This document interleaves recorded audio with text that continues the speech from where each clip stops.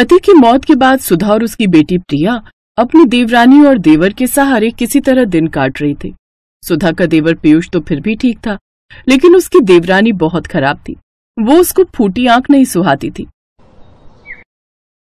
सुबह से बस इस फर्श को घिसने में लगी है। खाना क्या तेरा मरा हुआ पति बनाएगा ऊपर से आकर?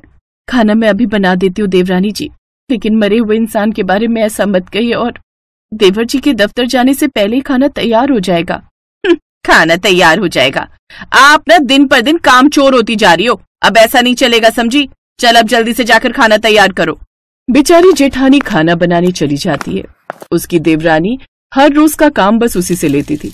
ऐसे ही समय बीता। सुधा सारा काम अपनी जेठानी और उसकी छोटी 8 साल की बच्ची से लेती थी। एक रोज सुधा लगातार काम करने के कारण काफी थक जाती है और उसकी तबीयत काफी खराब हो जाती है, जिससे उसे तेज बुखार हो जाता है। उस रोज वो अपने कमरे से बाहर नहीं आती। ये देख देवरानी गुस्से में आ जाती है। क्या है ये सब जेठानी जी? सुबह के 9 बज रहे हैं, अभी तक बिस्तर पर पड़ी हो। आज काम करने का इरादा नहीं है क्या? अंकिता, मेरी तबीयत काफी खराब लग रही है। सर में तेज दर्द भी है। आज मुझसे काम नहीं हो पाएगा। ये सुनकर तो देवरानी गुस्से में आ जाती है। वाह जी वाह, ठूस ठूस कर खाने में तो तुम्हें कोई बीमारी नहीं होती, लेकिन ऐसे काम करने में तुम माँ बेटी को तकलीफ होती है। मेरे घर में मुफ्त की रोटियां तोड़ने को नहीं मिलेंगी, समझी? अपना बोरिया बिस्तर उठाओ और दोनों माँ बेटी यहाँ से चलती बनो। अंकिता उनके सामान की पोटली उठाकर फेंक देती है, साथ ही उन दोनों को घर से भी निकाल देती है। ऐसा मत करो देवरानी जी, मेरी बच्ची के बारे में तो सोचो। मैं उसे लेकर कहाँ जाऊंगी? वैसे भी मैं यहाँ जितना काम करती हूँ उतना कहीं और करूँ तो हमें 2 वक्त की रोटियां तो मिल ही जाएंगी। अच्छा, मुझ पर एहसान जताती है। मिल ही जाएंगी तो यहाँ क्या कर रही है? निकल यहाँ से और भीख मांग कर खा। सुधा अपनी बेटी के साथ घर छोड़कर चली गई। बुखार से तपती हुई वो लगातार अपनी बेटी के साथ पैदल चलती रहती है, लेकिन कुछ दूरी पर चलते चलते उसकी तबीयत और भी बिगड़ने लगती है और वो चक्कर खाकर गिर जाती है। पानी पानी, माँ तुम यहीं रुको, मैं भागकर पानी लाती हूँ। प्रिया भागते हुए पास की नदी में जाती है और वहाँ पड़ी एक प्लास्टिक बोतल में पानी लेकर आती है, लेकिन जब वो वापस लौटती है तो सुधा वहाँ नहीं होती। माँ कहाँ चली गई तुम? माँ, मैं रह नहीं पाऊंगी तुम्हारे बिना। अब प्रिया जोर जोर से रोने लगती है। वो आस पड़ोस के लोगों से अपनी माँ के बारे में पूछती है। साहब क्या आपने मेरी माँ को देखा? मैं क्या तेरी माँ का नौकर लगाऊं जो उस पर नजर रखूं? चल भाग यहाँ से, धंधा करने दे। फिर प्रिया रोते हुए अपनी चाची के घर आ जाती है और उन्हें सारी बात बताती है। मुझे तो लगता है वो अपने यार के साथ भाग गई होगी। ऐसा क्यों बोलती है? क्या पता वजह कुछ और हो। और प्रिया बेटी, अब तुम यहीं रहो हमारे साथ। मैं इसे यहाँ नहीं रखूंगी। इसकी माँ तो अपने यार के साथ भाग गई, लेकिन मैं इसका ख्याल रखूं? नहीं। अरे तुम्हारा क्या जाता है, यहाँ रहेगी तो 2 सूखी रोटी दे दिया कर, बदले में घर का सारा काम करवा लिया कर। ये सुनकर देवरानी खुश हो जाती है। अब वो प्रिया से दिन रात काम करवाती रहती और अपने बेटे का जूठा बासी खाना उसे खाने को देती। मैं नहीं खाऊंगी ये जूठा खाना। ज्यादा बकवास मत कर, नहीं तो ये भी नहीं मिलेगा, समझी? अगर तुझे यहाँ रहना है तो जूठा और बासी खाना ही खाना पड़ेगा। अब वो उसे बासी खाना खाने को ही देती। भूख से मजबूर उसे अब वो खाना ही खाना पड़ता है। एक रोज देवरानी का बेटा अंकुश अपनी माँ से जिद करता है। माँ, मुझे मैक्रोनी खानी है। मेरे स्कूल के थोड़ी दूर पर एक ठेला है, सुना है वहाँ की मैक्रोनी बहुत ही अच्छी होती है। पापा को बोलो हमें लेकर चले वहाँ। सुना है वहाँ बहुत लोगों की भीड़ आती है उसकी मैक्रोनी खाने। अच्छा, फिर तो मैं अभी तुम्हारे पापा को फोन करती हूँ कि वो शाम को जल्दी घर आ जाए और हमें वहाँ लेकर चले। अंकिता अपने पति को फोन कर देती है। मैक्रोनी खाने का तो मेरा भी बड़ा मन है। ठीक है, मैं शाम को जल्दी घर आऊंगा, तब चलेंगे उस ठेले पर। शाम को वो सभी उस ठेले पर जाने के लिए तैयार हो जाते हैं, लेकिन तभी प्रिया बोलती है, चाचा मैं भी मैक्रोनी खाने जाऊंगी, मेरा भी बड़ा मन है। हाँ, जैसे तेरा बाप तो जायदाद छोड़कर गया है ना। क्यों गुस्सा करती हो अंकिता? चलने दो, इसे भी बच्ची है, इसका भी मन होगा। अब वो सभी उस ठेले पर मैक्रोनी खाने चले जाते हैं जहाँ काफी लंबी भीड़ लगी हुई थी। अरे बाप रे, इतनी लंबी लाइन लगी है यहाँ तो। ऐसे में तो रात तक नंबर आएगा। ऐसा करते हैं, आज कहीं और से कुछ खा लेते हैं, यहाँ हम फिर किसी दिन आएंगे। वो लोग वहाँ से जाने लगते हैं, तभी कुछ ग्राहक आपस में बात करते हुए, गजब स्वाद है इस मैक्रोनी वाले के हाथों में। इतनी टेस्टी मैक्रोनी तो हमने आज तक नहीं खाई। ये सुनते ही देवरानी के कान खड़े हो गए। क्या सचमुच में इतनी अच्छी मैक्रोनी है यहाँ की? अब तो हम खा कर ही जाएंगे, फिर काफी देर तक इंतजार भी करना पड़े तो कोई बात नहीं। अब वो भी ठेले पर नंबर लगाने के लिए खड़े हो जाते हैं। फिर जैसे ही उनका नंबर आता है तो ठेले पर खड़ी औरत को देख वो हैरान रह जाते हैं, क्योंकि वो और कोई नहीं बल्कि सुधा ही थी। सुधा को देखते ही प्रिया भागकर अपनी माँ के पास जाती है और उससे लिपट जाती है। माँ तुम जिंदा हो माँ? और तुम यहाँ कैसे? उस दिन तुम चक्कर खाकर गिर गई थी, फिर कहाँ गायब हो गई थी?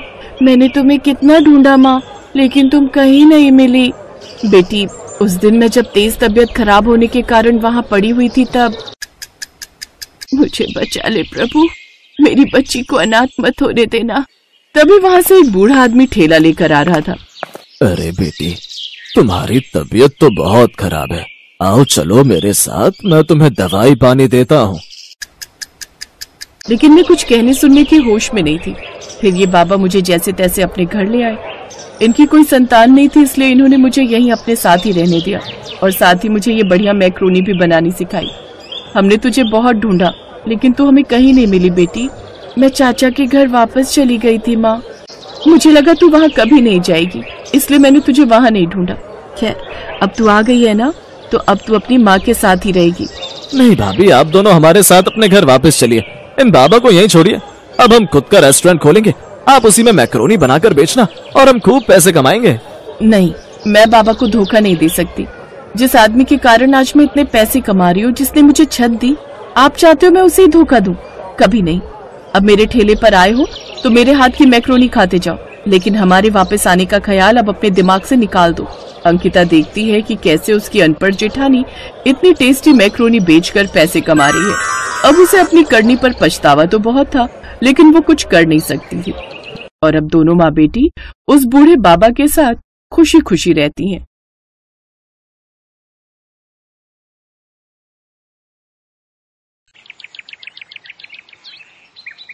अरे बहन जी, घर की बहू में तो साक्षात माँ अन्नपूर्णा का वास होता है। अपने परिवार को अच्छा अच्छा स्वादिष्ट और ताजा भोजन खिलाना तो हर औरत का धर्म होता है। बिल्कुल सही कह रही हो बहन जी, लेकिन आजकल पारिवारिक लड़की ढूंढ पाना उतना ही मुश्किल है जैसे गधे के सर में सींग। अब आप हमें ही ले लीजिए। अर्णव मेरा इंजीनियर है, कम से कम लाखों में सैलरी है उसकी, लेकिन फिर भी अपनी पसंद की लड़की नहीं मिल रही। वो क्या है ना, मेरा अर्णव विदेशी खाना खाने का बड़ा ही शौकीन है। कहता है सिर्फ उसी लड़की से शादी करूंगा जो विदेशी खाना यानी कॉन्टिनेंटल फूड, हाँ कॉन्टिनेंटल फूड बनाना जानती होगी। और आपको तो आजकल की लड़कियों का पता ही है, इंडियन खाना तो उनसे बनता नहीं, तो विदेशी तो क्या ही बनाएंगी। अरे ना ना ना बहन जी, सब लड़कियां एक सी ना होती। मेरी सानवी तो हर तरह का खाना बनाना जानती है, खासकर वो विदेशी कॉन्टिनेंटल फूड। फिर तो जल्दी से उसे बुला दीजिए। उर्मिला अपनी बेटी को बुलाने अंदर जाती है। देखो सानवी, जो भी हो बस इस इंटरव्यू को क्लियर कर ले। बहुत बड़ी पार्टी आई है रिश्ते के लिए, खूब नौकर चाकर और गाड़ियां हैं घर में। तेरी बात पक्की हो गई ना तो तू राज करेगी राज। और सुनना, मैंने तेरी तारीफ में बड़े बड़े कसीदे पढ़ दिए हैं कि तुझे बहुत ही बढ़िया बढ़िया कॉन्टिनेंटल खाना बनाना आता है। माँ, मुझसे आलू पूड़ी रोटी सब्जी ये सब तो ठीक से बनता नहीं। पराठा बनाती हूँ तो पहचानना मुश्किल हो जाता है कि पराठा है या श्रीलंका का मैप। और कॉन्टिनेंटल डिशेस का तो मुझे नाम तक नहीं पता। अरे शुरू शुरू में तू ना वो यूट्यूब देखकर बना लियो, फिर जब उनका मन भर जाएगा कॉन्टिनेंटल खाना खाकर तो वो खुद ही मना कर देंगे बनाने को। वैसे भी अंग्रेजों का ये बेतुका खाना ज्यादा दिन तक थोड़ी ना खाया जाता है। चल अब अच्छे से टचअप लेकर बाहर आ जा। तैयार होकर सानवी बाहर आ जाती है। फिर बातचीत में अर्णव की मम्मी और अर्णव को सानवी बहुत पसंद आती है। साथ ही जब वो ये पूछते हैं कि उसे कॉन्टिनेंटल खाना बनाना आता है तो इस पर सानवी कहती है, कॉन्टिनेंटल खाना जी, वो बनाना तो मेरे बाएं हाथ का खेल है। ये बात सुनते ही लड़के वाले झट से शादी के लिए तैयार हो जाते हैं। कुछ ही दिनों में दोनों की शादी भी हो जाती है। शादी के बाद देखो सानवी, तुम्हारे हाथ के बने कॉन्टिनेंटल खाने की तारीफ तो हमने बहुत सुन ली, अब आज जल्दी से कुछ बढ़िया सा बनाकर खिला दो। अभी बनाकर लाती हूँ। रसोई में जाकर वो यूट्यूब खोलती है, फिर सोचती है, नहीं नहीं नहीं नहीं नहीं, अगर मैंने इन्हें कोई फेमस डिश बनाकर खिलाई तो ये लोग समझ जाएंगे कि मुझे कुछ भी बनाने नहीं आता। ऐसा करती हूँ, कुछ भी बना देती हूँ और उसे कोई भी नाम दे दूंगी। सानवी फ्रिज खोलती है उसे उसमें तुरई दिखाई देती है। वो कच्ची तोरी में मसाले लगाकर अवन में ग्रिल होने के लिए रख देती है। कुछ देर बाद वो उसे बाहर निकालती है तो देखती है सारी तुरई करारी हो गई होती है। हे भगवान, ये तो कुछ ज्यादा ही करारी हो गई है। हाँ, एक काम करती हूँ, मेयोनीज और टमाटो केचप दोनों को मिक्स करके इसके ऊपर लगा देती हूँ। फिर सानवी पूरे कॉन्फिडेंस के साथ वो परोसती है और खुद किसी बहाने से रसोई में चली जाती है। वो डिश देखकर अर्णव अपनी माँ से कहता है, छी माँ, ये कौन सी सब्जी की डेड बॉडी है, काली पीली सी। छी माँ, मुझे तो देखते ही उल्टी आ रही है। ऐसा ना हो मुझे उल्टी हो जाए। चुप कर तू, पता भी है मैंने कितने कसीदे पढ़े हैं तेरी तारीफों के। तू मॉडर्न है, तुझे विदेशी कॉन्टिनेंटल खाना पसंद है। अब कहीं बहू को पता चलेगा ना तू ऐसा है तो कहेगी किन गवार लोगों से पाला पड़ गया है। अब उसने बनाया है तो कॉन्टिनेंटल डिश ही होगी कोई। तू तो बस बीच बीच में झूठी मूठी तारीफ करता रही हो। ठीक कहती हो माँ, लेकिन सच्ची में माँ, ये बहुत ही वाहियात है खाने में। तभी सानवी वहां आ जाती है। वाह वाह बहू, क्या मजेदार कॉन्टिनेंटल खाना बनाया है तूने। इतना मजेदार खाना तो मैंने किसी 5 स्टार होटल में भी नहीं खाया। अरे वाह, माँ जी को मेरे हाथ की ये जली हुई तोरई इतनी पसंद आई। वाह वाह वाह भगवान, तूने बचा लिया। हाँ सानवी, अच्छा बना है। अब तुम कल बनाना इटालियन पास्ता। हाँ हाँ, क्यों नहीं। कम से कम कुछ तो जानी पहचानी चीज खाने को मिलेगी। अगले दिन सानवी इटालियन पास्ता बनाने के लिए किचन में जाती है और यूट्यूब पर रेसिपी देखने लगती है। मुझे तो इनके नाम से भी चक्कर आ रहे हैं। भला मसालों के नाम भी कोई ऐसे रखता है क्या? और ये लिट जूस क्या होता है? सीधे सीधे पत्ता गोभी भी तो बोल सकता है। बस बहुत हुआ, अब तो मैं अपने हिसाब से ही पास्ता बनाऊंगी। और कौन सा ये अंग्रेज आते हैं हमसे सरसों का साग सीखने जो हम इनका पास्ता बनाए। उस दिन भी यही हुआ। सानवी ने पास्ता में व्हाइट सॉस मिलाने की जगह उसमें अरारोट और कॉर्नफ्लोर मिलाया। साथ ही साथ पास्ता में ढेर सारी लाल पिसी हुई मिर्च भी डाल दी। अब देखना, अब ये इनका आखिरी पास्ता होगा। इतनी लाल मिर्च झोंक के डाली है कि आज के बाद नाम नहीं लेंगे कॉन्टिनेंटल खाना बनाने का। सानवी वो पास्ता लेकर बाहर आती है। वाह वाह वाह, बन गया पास्ता। हाँ हाँ हाँ, लेकिन आज इटालियन नहीं, मैंने आखिरी पास्ता बनाया है। लाला बहू, आखिरी हो या पहला, हमें तो खाने से मतलब है। तू ला झट से प्लेट में निकाल। अर्णब और उसकी माँ पहला चम्मच खाने के बाद ही 2 गिलास पानी पी जाते हैं। पास्ता थोड़ा तीखा लग रहा है ये कहकर वो पास्ता छोड़कर उठ जाते हैं। अब वो हर रोज इसी तरह अजीबोगरीब डिशेस बनाकर कभी वो पनीर स्वाहा बनाती तो कभी साग अनकारा। एक रोज सास अपनी बहू से, बहू तेरी ना दिल्ली वाली बुआ सास, उनका बेटा और बेटी भी आ रहे हैं। तू ना उनके लिए वो सब कॉन्टिनेंटल खाना बनाना जो तूने हमारे लिए बनाए हैं। वो बुआ ना बड़ा ही मजाक उड़ाती थी मेरा कि भाभी तेरी जिंदगी तो दाल चावल रोटी में ही कट जाएगी। हमारे घर तो हर देश का खाना बनता है। आज सबको दिखा दूंगी मेरी बहू कितनी गुनी है। हैं? अब पर माँ जी मैं कह रही थी कुछ सिंपल ही बना लेते हैं। सबको ना ये मिर्च मसाले वाला खाना पसंद नहीं आता।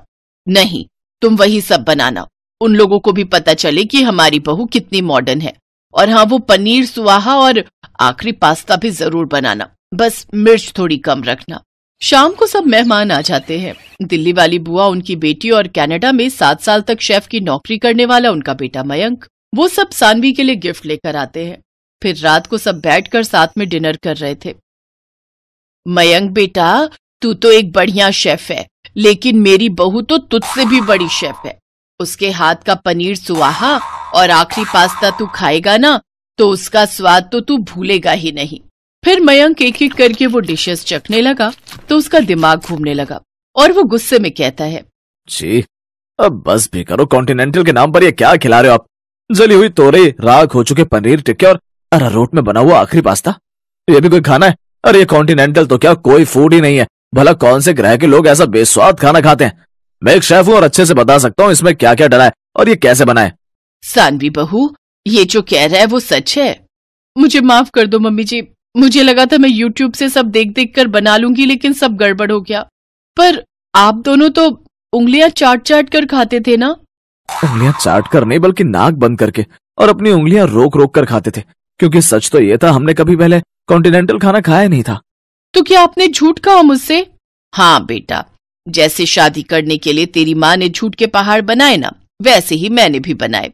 हाँ, और आप दोनों के इस झूठ में आखिरी पास्ता हम दोनों का बन गया। ये बात सुनकर सभी जोर जोर से हंसने लगते हैं। Best buddies.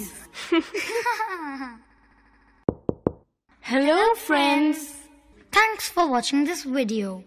अगर आपको ये वीडियो पसंद आया है तो प्लीज लाइक, सब्सक्राइब, कमेंट्स करें इस वीडियो पर और हाँ, शेयर करना भी ना भूलें। और भी मजेदार वीडियो देखने के लिए नीचे दिए गए बेल आइकॉन को दबाएं। देखते रहिए बेस्ट बडीज।